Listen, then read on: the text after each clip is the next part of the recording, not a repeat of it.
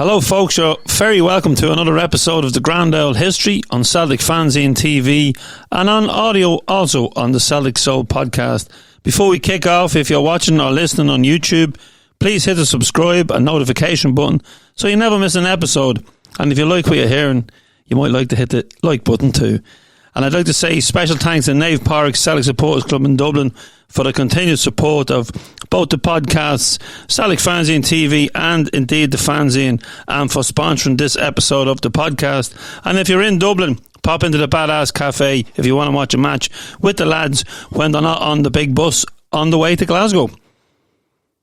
And folks, on the show today I'm joined by author and retro fanzine editor of the Shamrock, Paul McQuade. And if you enjoyed this conversation, check out my conversation with Paul. We had a two-parter on the Celtic Soul podcast during lockdown when we did speak about the subject of today also, and that's available across all the platforms on the podcast. You can get them all at Celtic Fanzine you can get them all at CelticFanzine.com as well, and on Celtic Fanzine TV.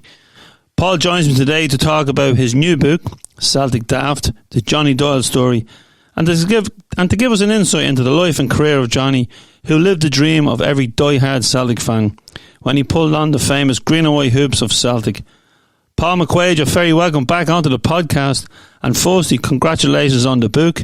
I've really enjoyed reading it, and I'm going to give it a bit of a plug. Here it is, folks. Brilliant cover, brilliant book, and I read it on my holidays. I'm still a little bit to go, Paul, but absolutely brilliant. Really loved it. Written from the heart, I think, and you'd know it was written by a fan, about a fan, because you get that lovely feel when you read the book. But look, he was a player that pulled on the famous green and white hoops, as I said, a fan. So before we, I suppose, kick off, I just want to say I am not blowing smoke up your ass, Paul, but it is really good. It's a fantastic read. But firstly, can you give the viewers and the listeners a quick insight into yourself and your contribution to Celtic fandom outside the book? Okay, yeah, no problem, Andrew. This is the fourth book I've done now. I've had a connection with Johnny Doyle going back a few years. Johnny died on what was my 11th birthday. And then over time, I got involved with a couple of supporters organisations, involved with a Johnny Doyle banner. That was about 15 years ago, probably longer, and a booklet as well. Got to meet the family. So I met his daughter Joanna, met his son Jason and his sister Anne-Marie. And then in the last 4 or 5 years, I launched the Shamrock. So that's magazine focusing on Celtic's history. And then did a couple of books, starting with the Invincible season and then the Coronation Cup. And then probably like 2.5, 3 years ago, Joanna mentioned to Brendan, my pal Brendan Sweeney, that she was looking to see if somebody would write a book, and Brendan had recommended me. And then we just started talking about it from there. And then from agreeing to do it, it probably took about just over 2 years, start to finish. But the big advantage was I had access to the Doyle family's archive. Large number of scrapbooks, photo albums, huge number of newspaper clippings as well. And principally from that, I was able to put together the story from there, you know. But Joanna had made it clear that what she was looking for was to get an understanding of the relationship between her dad and the Celtic support, and how the Celtic support still clung on to him after all these years. It's 40 years this year since he passed away, and just to try and get to the heart of what that relationship was like and why it survived for so long as well. So she wanted as much fan input as was really possible, you know. So that was one of the key requirements, if you like. And that was pretty straightforward because of the connection that Johnny had with so many individual Celtic fans. It was really just about trying to make contact, get those memories written down from people, and dozens and dozens of people were sharing them within a matter of a few weeks, you know.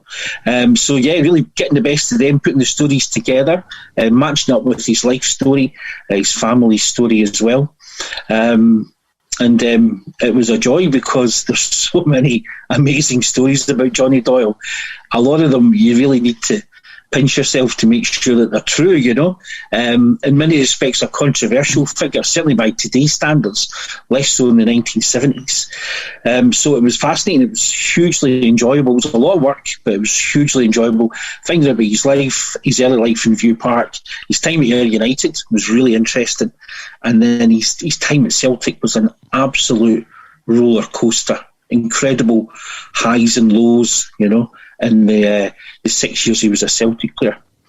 Underlining all of that was a guy who was a Celtic fan pretty much from birth. His father was a massive Celtic fan. The Doyles are a huge Celtic family in View Park as well. So he was always a supporter. And that's something that everybody knew about Johnny Doyle when he played for Ayr. He always talked about Celtic in interviews, any chance he got. And even on the pitch, it was always quite clear. His heart was always at Celtic Park. 2 years, it's a long time when you're getting on with your life. I suppose the lockdown helped a little, did it?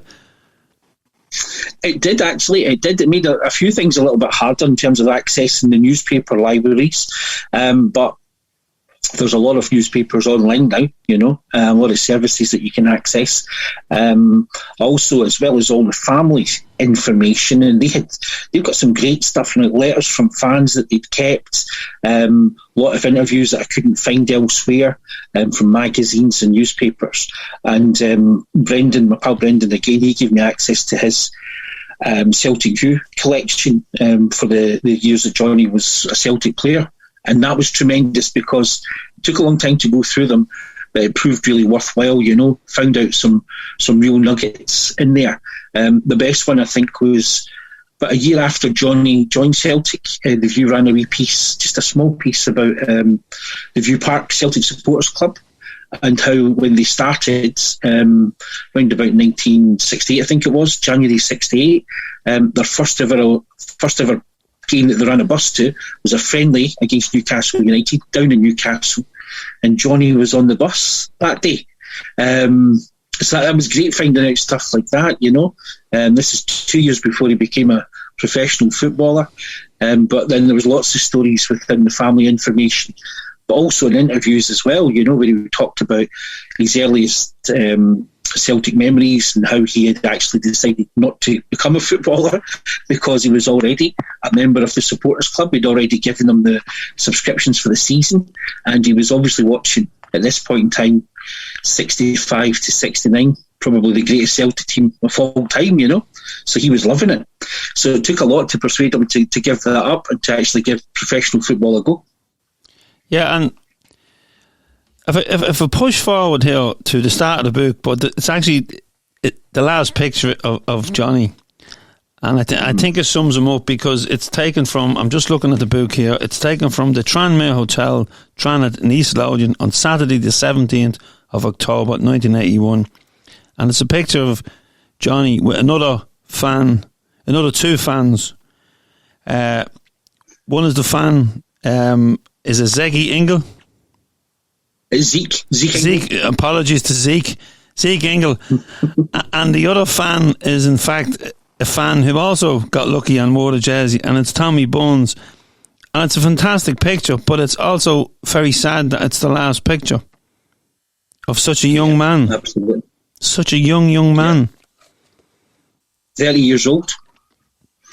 So that picture was taken on the Saturday night. Johnny died on the Monday night in his house. And that was them visiting the Haddington, Musselburgh number 1, I think it was, sports club out in the east, along the coast from Edinburgh on the east side. Johnny, Tommy Burns and Bobby Lennox were the players who attended the Player of the Year dance. And it was actually Zeke's pal had the camera with him that night, you know, and got a photo of Tommy and Johnny and Zeke and Tommy and Johnny with himself. And it was great. That was one of the things that was shared through with Joanna. We set up a Facebook page. That was probably about 7 or 8 years ago, because we used to run a website called johnnydoyle.com, and we kept as a Facebook page. And so every anniversary and then in between, people would share things about him. And that was one of the things that I went back and rediscovered. And then I was looking at the dates as well, and something that Zeke had said, and I thought, there's every likelihood that would be the last photo that was taken. of Johnny, just 2 days before he died. And there he is with one of his best friends, another absolute Celtic legend, Tommy Burns as well. And as you say, it's just a great photo. And it's actually, in the end, it came as no surprise, that because David Province said Johnny Doyle was out there every weekend at Celtic supporter dues, supporter nights, play of the year dances, functions. He loved it. And that's been backed up by what I've found as well. That's, I think, the main reason why so many people remember Johnny is because they met him and he left such a firm impression on them, by either just being a funny guy, telling them stories, spending time with them, giving them gifts, shorts, socks after games and what have you. Fan from Coatbridge shared with me how it was actually Johnny and Tommy again came to their youth club play of the year dance, and he was messing around. There's a photo of Johnny with his mum and his aunt, all the women who were there, cooking the food for them that night, cleaning up. Johnny helped them brush up at the end of the night. They've got photos of that. And he was just, he was just such a lovely guy. That's the impression that so many people had of him, because he spent his time, his free time, he gave it up to spend in the company of other Celtic fans. And Tommy Burns, as we know, was very similar. They were more than happy to do that.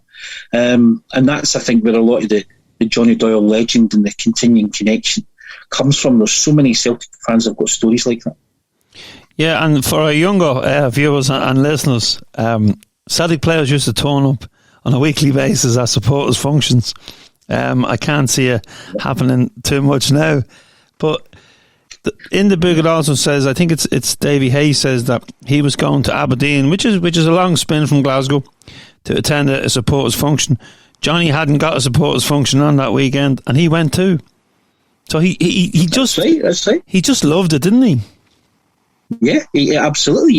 He said that was from the documentary that the Celtic TV did on the 25th anniversary. He said, "I've not got anything on this weekend, but I'll come up with you all the way to Aberdeen." But it wasn't just that. South of Scotland, along the west coast as well. He went all over the shop, and I think because he knew how much it meant to people, to be in the company of a Celtic player. It meant a lot to him as a young guy. And interestingly, when his father had the accident that nearly killed him, when Johnny and his sister were about 6-7 years old, he was visited in hospital by Bobby Evans, the Celtic captain at the time, and that was something that the Doyle family talked about for years. So I think Johnny had a personal appreciation of what it meant for people to be in the company of Celtic players, and he just seemed to love being in company as well. Bobby Evans would have been the superstar of that team. Absolutely, his father's hero by all accounts as well, And we think it was through a relation, got in contact with the club. Johnny's dad was in hospital in Glasgow for over a year, and that's when the visit was arranged. Yeah, I don't want to give too much away from the book, because even early in the book I was getting not emotional, but I was saying, God, it was a hard journey to get to where he was, and there's absolutely brilliant stuff about him playing, like the boys playing as kids and teenagers, and the players that came from View Park, Incredible. And it wasn't just Jimmy Johnson either. So I won't give it all away, but I tell you one thing: some of the players playing with Celtic now would struggle to get onto that Ashfield Park. It was, absolutely. It was just, it was incredible. One person who, it really was. I mean, one person who helped me out, and it was just got an email address for him over in the States, Ian Munro, former Hibs manager, Scottish internationalist, played for St Mirren, played for Rangers for one season. So he's from View Park. He's, I think, nearly 2 years older than a wee guy who lived along the street from him, went to the same school, John Robertson. They used to play football together in front of where their school was, between a set of trees. Trees are still there. There's a bus terminus in View Park. And Ian was giving me all these insights into street football. But he's still a big advocate of. Ian still coaches over in the United States now. He was tremendous, But again, ordinary fans, my pal Frank, who's in the Grave Society, he's from View Park, he played against Johnny. He had some great stories as well, But football was such a big thing, and there were so many players of such a good standard in that one small town who made it all the way. And that's why this incredible record, 3 European Cup winners' medals, View Park lays claim to. And 2 of them belong to a Celtic assistant manager, and the other one's Jimmy Johnson. It's incredible, and it's funny when you do read books that when they go back and they talk about, there's always someone from the area that made it too. Because I remember doing a night with Ray Houghton, the Liverpool and Irish international Glasgow boy, and he was saying that. That's an old boy. Yeah, the tenements he came out of, or the flats came out of, the Frank and Eddie Gray came out of them as well, So not to, there's so much talent in Glasgow, throughout Glasgow. So, and every time you speak to a player, they will name somebody, may not play for Celtic, but they will name someone that came from the area or they played along with. So long tradition, and I suppose it is football and boxing. I suppose they're a way of people getting out of. Getting out of their area, and it's a way out if you've got the talent to a better life. Because we all know that areas we come from, that if you can get a break in music or football, if you don't have an education, it's a great way to get yourself up the ladder. Yeah, Ian Monroe said to me, View Park was famous for 2 things: football and murder. Oh my God. I'd like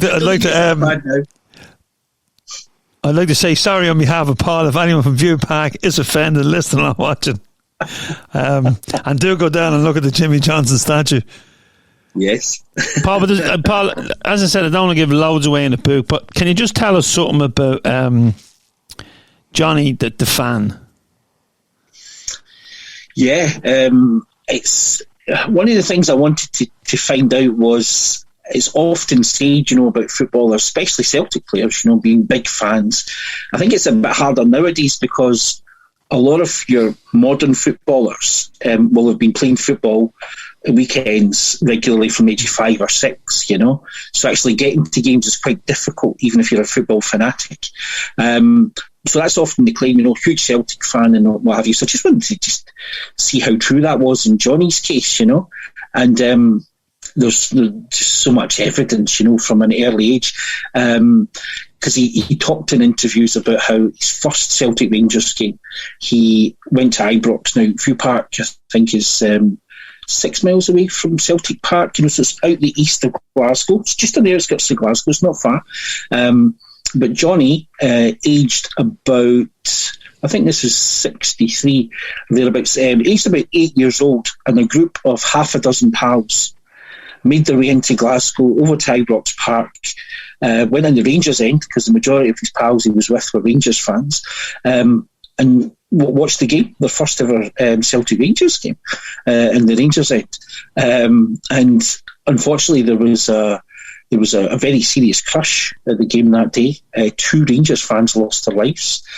And this meant panic back in View Park when Johnny Doyle's his mum found out from neighbours that actually Johnny was at the game. So he told his mum he was going to see a game at Fir Park that day in Motherwell, which was obviously a lie. She found out he lied. She found out that he wasn't back. So as you can imagine, there was all sorts of things going through her mind. And then finally he turned up back with his pals, and she barred him for lying to her as well. Proper order. Love telling the story. Yeah. That's in about 4 different interviews. He tells that story, his first ever Celtic Rangers game. So there's a wee hint of tragedy there as well, So that, from an early age, but before that, his father, big Celtic fan from a big family himself. So we did a wee bit of, thanks to one of Joanna's friends, she'd already done some family history on the Doyles, so we're able to trace them all the way back to Central Ireland, and mostly based around initially Bells Hill, Uddingston, and then settled in View Park over the last 100 years or so. And Celtic fans from an early stage as well, unsurprisingly, miners. So Johnny's dad was the 3rd generation of miners in the Lanarkshire area. from the Doyle family. So yeah, hardcore Celtic fans, regular attenders at the game as well. And so Johnny's dad, so even after they had the accident, Johnny's dad broke his back in an accident down the mines, so that's why he was in hospital for a year. They were unable to get him back home, to move to a new house in View Park, to be able to get him out, ground floor flat. But he actually was able to get an Invacar, one of those mobility cars, which he was able to use. So that gave them a bit of freedom. He was only meant to be in it himself, but both Johnny and Anne-Marie would regularly get taken for runs in this wee car. And so one time his dad took him to a Celtic Rangers game at Celtic Park in the wee Invacar. But he got knocked back. There weren't any spaces left for more disability cars, so they didn't get in that day, Anne-Marie, his sister, has a tremendous memory of when his father's in a wheelchair and he's encouraging Johnny to become two-footed, right? Because he was heavily relying on his right foot, and he would stand and he would hold his right foot, his dad, from the wheelchair, and encourage him to practice the ball with his left foot. They were absolutely football daft and Celtic daft. So he had that instilled from him in an early age. There was one interview he did with Jerry McNee. Jerry McNee's quite an important figure in Johnny's story because they had a connection from fairly early on. It worked well for both of them. Jerry McNee would promote the fact that Johnny was unhappy at Ayr, unhappy the way that the Ayr board were treating him, and trying to help him get a move either out or preferably to Celtic. So Jerry McNee was regularly writing about that. In return, Johnny Doyle gave him a promise that if anything came of it, he would be the first to know. So that's how he ended up. When finally, after long drawn-out negotiations, Celtic met Ayr United's asking price late on a Sunday night. Johnny got up 5 o'clock in the morning, went to local phone box. He was living in a council flat in View Park at the time. Phoned Jerry McNee at his house to tell him, I'm signing for Celtic at Glasgow Airport in 3 hours. So McNee got the story before anyone else. And after that, Jerry McNee would regularly do profiles on Johnny. And even after his death, he did a couple of interviews with Johnny's widow as well. But one of the things that Johnny talked about often in those interviews is the fact that his prized possession was this wee Celtic shield that he'd inherited from his father, just a supporter's shield, just like the club crest. But he had it all of his days as well. So again, the Celtic connection was there right from the start. After that first trip to Ibrox, his mum would only let him go to football games in the company of his aunt and uncle. So that's what he did. With his aunt and uncle, they took him on the bus. This is before the View Park CSC started. They took him on another supporters bus, and he travelled all over Scotland watching the Lisbon Lions, as it turned out. And Anne-Marie was also able to tell me about how they spent the 25th of May 1967 in their pal's house, about 6 or 7 of them, watching the game live from Lisbon as well. Johnny went outside afterwards, practising real football, trying to emulate his heroes in the back garden as well. So it was great being able to get all these wee stories and then just trying to fit them all in together, trace his history as a Celtic fan. Paul, is this the first book on Johnny Doyle? Yeah. Yep, no books about him before. Incredible, isn't it, that it's took so long? I don't know. He was at Celtic for 6 years. Probably more of a cult figure, Yeah. So it was incredible up and down story because from his debut, starts well, gets badly injured, puts him out of action for about a month, and in that time Celtic falter. They were leading the league against Rangers, falter, Rangers take over, win the league by the time Johnny comes back into the team. The next season, Celtic win the league and cup double. The next season, Celtic are flirting with relegation, 7th, 8th, 9th position in the league, lose twice to Clydebank. Jock's team effectively resigns at the end of that season. Billy McNeill comes in, win the league at the end of the next season, so he's up and he's down and he's up. Gets the challenge from David Provan. David Provan's the big new signing, takes his place on the right wing, and then Johnny's got to work really hard to get back into Billy McNeill's plans after that, and he does that by reinventing himself as a left winger, but moving across the front three as well. So he gives Billy McNeill other options, due in part to the fact that his father had insisted that he learn to play with both his right foot and his left foot all those years earlier, and that gives his life at Celtic a new lifeline, effectively, in his Celtic career, because from then he's a regular in the first team again. And then we have these tremendous moments against Real Madrid, his amazing performance at Love Street in the Cup against St Mirren, the Cup final at Hampden, the Riot final, and of course the 4-2 game, and amongst all that as well. Unbelievable sequence of events, and he was at the heart of it all. Certainly a roller coaster ride. You mentioned there his family. Where was his family originally from in Ireland? I think it's Roscommon. Certainly somewhere quite central in Ireland. That's the Doyle side of it.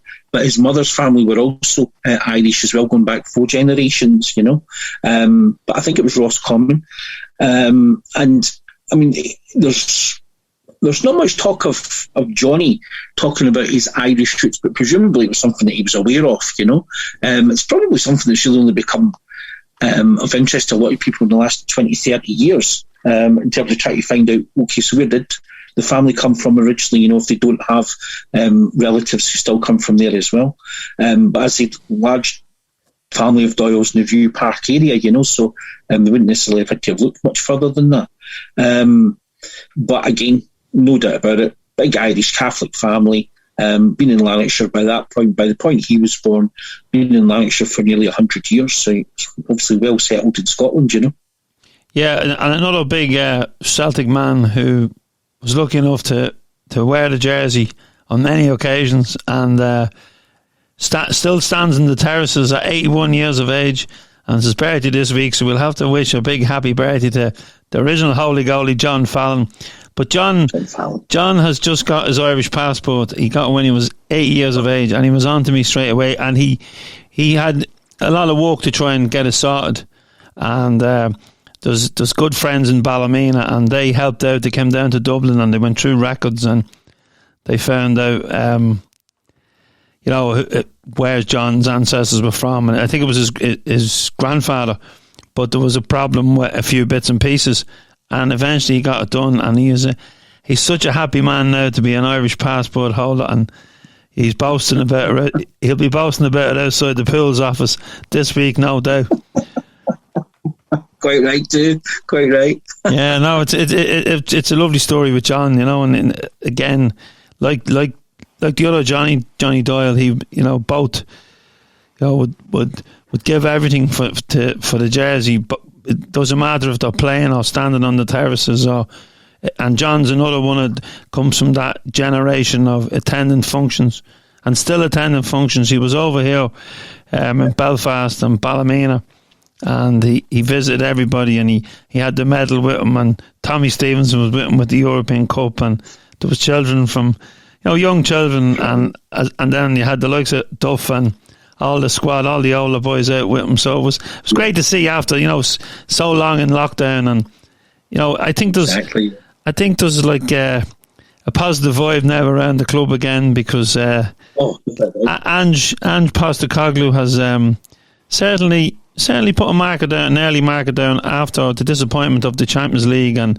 losing the first home game, and I think Kyogo could become another cult hero just like Johnny. What a player he seems to be, but it's early days yet, and I think last weekend he got a welcome to Scottish football by being stamped on and getting an elbow in the face, and the Right Royal Reverend Beaton couldn't see anything, 3 blind mice again at a game. Well. But anyway, listen, back to the book. It's a great story. As I said, I'm really enjoying it.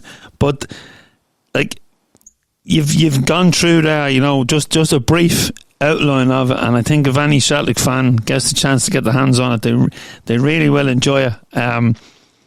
But when am I going to get on the walking tour? Yeah, your famous Celtic walking tour. Yes, indeed. We're looking to restart it now. It's certainly possible. At the moment, I'm involved in another kind of walking tour, though, where I'm not doing the walk this time, but the Grave Society is organising, as they did 10 years ago, a walk from Celtic Park to Cardenden in Fife, because next month is the 90th anniversary of the passing of Johnny Thompson. So it's a recreation of something that happened back in 1931.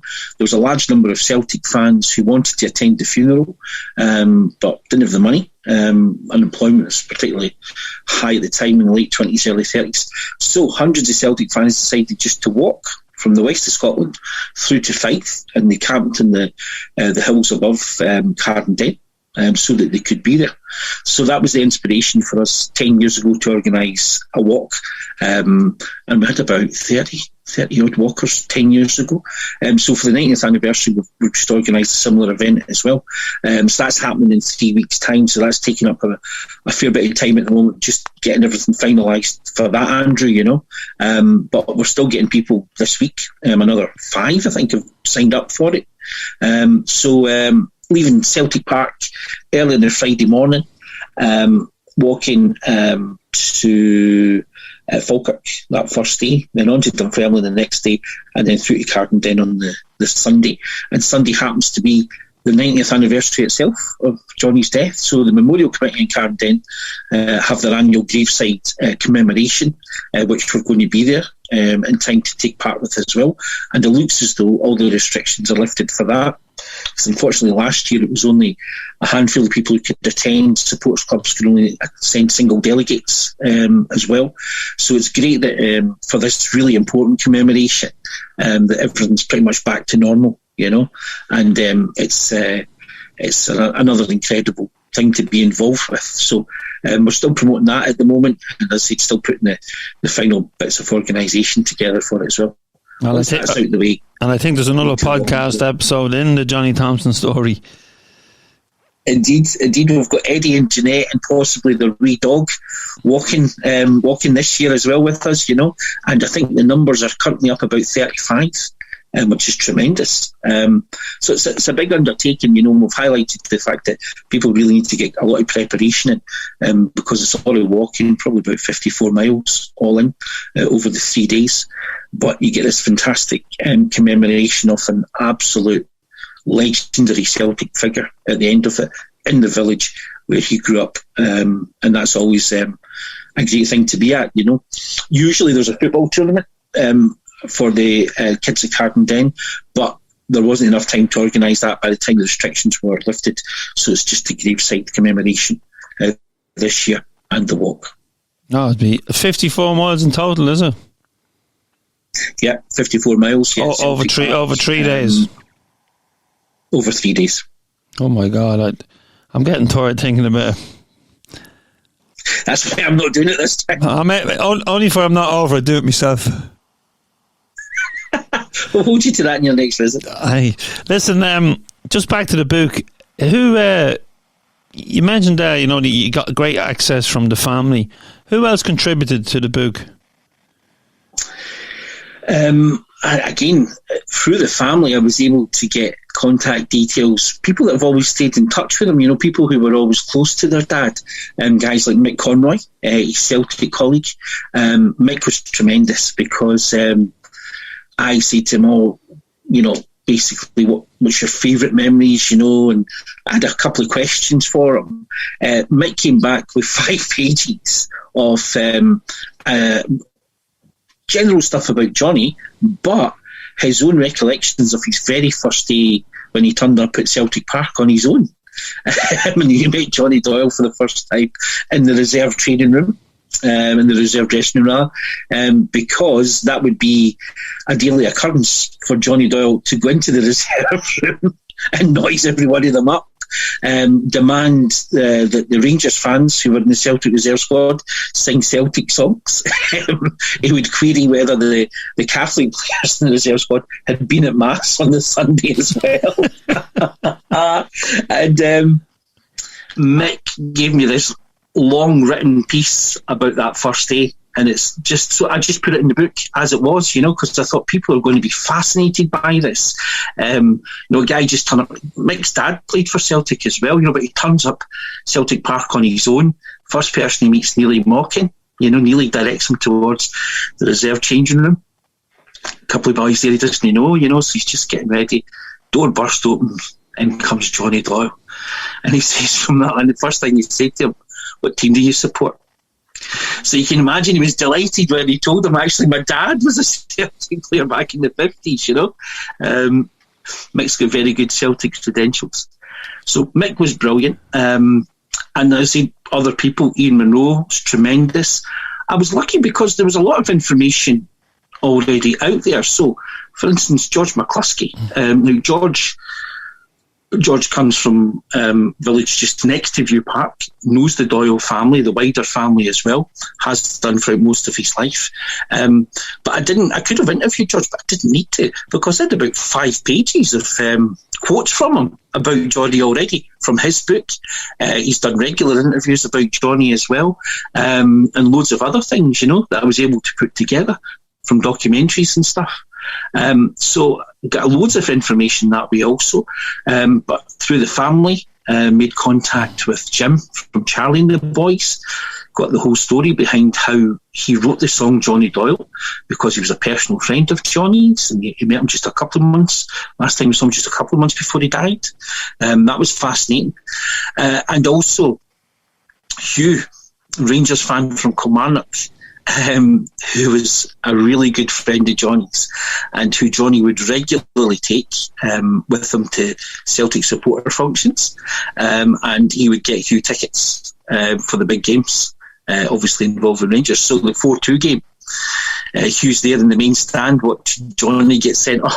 Before it, he remembers when he was warming up, Johnny was giving the Vickies to the Rangers fans along the front of the main stand as well. Hugh also went with Johnny. They drove up to the Hampden Riot Cup final together. Hugh thinks Johnny's partly responsible for causing the riot because of his behaviour at the final whistle, even though he wasn't on the field to play, but he was on it pretty quickly. So brilliant, Anne-Marie, Johnny's sister, fantastic source of information for the stories from the childhood, some of the family history as well. But yeah, again, you'll know yourself, Joanna particularly has done so much in the last 15, 20 years to keep her father's legend alive. Jana's well known amongst the support. And so Jana had all these contact details herself. So Alessandro over in Italy, the guy who started the Italian Celtic Supporters Club, he is a massive Johnny Doyle aficionado. So again, I got reams of information about how that started for Alessandro, how he remembers seeing Johnny on the telly, the game against Real Madrid, which was broadcast, highlights were broadcast in Italy. His dad was an Inter Milan fan. He couldn't believe when his dad started telling him about the Glasgow team that beat them in the European Cup. Nobody was expecting it back in '67. And Alessandro regularly comes over with other Italian fans for Johnny's commemorations. He was over for the 30th, 5 years after that as well. They had a night in the Brazen Head about 3 years ago for Johnny. So again, through Joanna and the family, it was really quite straightforward to make contact with people who had stories to tell about Johnny. Fascinating. And when we had George McCluskey on the podcast, and when I've done a couple of live shows with George, Johnny Doyle the Celtic gets mentioned. And that's another podcast. If anyone's listening, check out George's podcast, because you get an insight into Johnny Doyle in that one, and also the cup final and the Rangers sending off and that. So definitely worth checking out George's one on that. Now listen, where can we get the book? And I'll just hold it up again. So there you go, people. Celtic Daft. Books available from the Shamrock website, shamrock.net. It's also available from Cult Books as well. The finest bookshop in the East End of Glasgow. It certainly is. And I hope there's going to be... I hope we'll get you in. We're now talking about getting Celtic AM back on the road again. We've had a number of requests. We could be moving venue, but nothing is concrete yet. But we hope to get back in September, and who knows, maybe we'll do a Johnny Doyle special and a book signing. And we might maybe Joanna, who does the foreword in the book, might come in, and maybe some fans who have stories and sure we'll be able to grab a player that played with Johnny as well, because we done one for about Jimmy Johnson the evening before a Rangers match, and it's one of the most memorable I suppose Celtic AMs we did, because it was just to get, I suppose, a different view. You know, on that one we done on Jimmy, we had Agnes in, who was given the wife's view. We had George McCluskey in, who was given the player's view, and we had the boys in the Jimmy Johnson Academy who were given the legacy, of the team that's there now. And we also had a few fans with plenty of stories. And it's funny, when it finished, when we were wrapped up, the amount of stories that was going around the pub after that, and in pocket conversations, was brilliant. So hopefully we can do something like that for Johnny, and remember Johnny Doyle. Definitely. Paul, I'm sure the family would love it as well. We need to keep, especially for younger people, because I never saw Johnny play, and I'm 50, and there's a generation after me who feel the same way as Johnny did about Celtic. So it would be great to pay tribute to him. Paul, listen, thanks very much for coming on and sharing some of Johnny's story. As I said, I'm almost finished the book, and there's a lot more in there for people to enjoy. I'm looking forward to getting on that walking tour with you. I hope we get it done before, because it's been a long COVID, and I was due to do it before COVID, so I think we were looking forward to doing it in the April, and that didn't happen. Yeah, that's right. So I can say, Paul, is thanks very much. And folks, please hit the subscribe and notification button so you never miss an episode. And if you like what you're hearing and you like what you heard on this podcast, please hit the like button. Please visit our website, CelticFanzine.com, where you'll find news, articles, all the podcasts and videos, information on upcoming events, because we are back in the event game. And you can visit our online shop where you can buy fanzines, subscribe, pick up t-shirts and some merchandise. And also visit the Shamrock website, which is, Paul, what is it? It's theshamrock.net. And you'll be able to pick up the Johnny Doyle book, the other books, and of course the brilliant retro fanzine, the Shamrock. And one thing about Paul is when he posts stuff out, you always get a nice little picture of some stickers. He's quality stuff. I have to up my game now, because when I got the book in the post, I was very impressed with the sticker cards and the lovely picture of Tommy Burns. And I actually have the picture. I'm using it for the pages in the book, and that's it, folks. Look, you get lovely, if you can see it, lovely pictures like that. It's a lovely postcard, and Paul puts so much time and effort into what he does. And Paul's not in it for profit. Paul's in it for the love of Celtic. So please support him as well. Because we do our best to keep things ticking over in the fanzine world and books, and we're lucky in the independent Celtic media that we've so many old codgers around now keeping up with these young fellas and young girls. So, folks, as I said, thanks for watching and listening, and thanks again to Nave Porrick, Celtic Supporters Club in Dublin, for sponsoring the podcast, and for you for all watching and listening. Keep the faith and tune in again.